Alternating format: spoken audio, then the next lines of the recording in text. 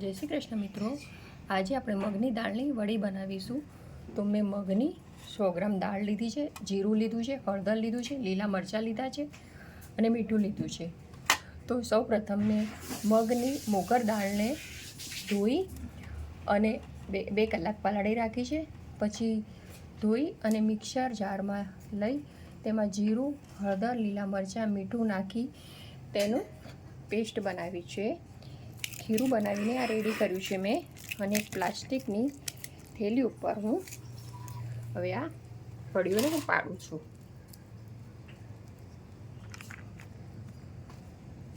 આ રીતે આપણે નાની નાની વડીઓ બનાવવાની છે.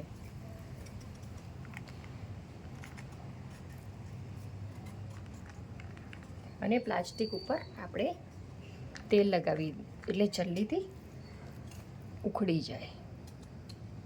અત્યારે હું ઘરમાં પાડું છું, પછી એને સવારે હું તડકામાં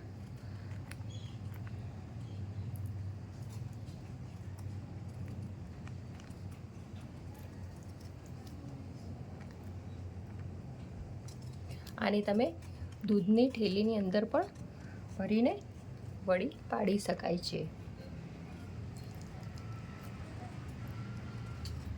આ વડી ખાવામાં ખૂબ જ સરસ લાગે છે અને એનો ટેસ્ટ, એનું શાક પણ બહુ જ, વડી પાપડનું શાક ખૂબ જ સરસ થાય છે. જય શ્રી કૃષ્ણ.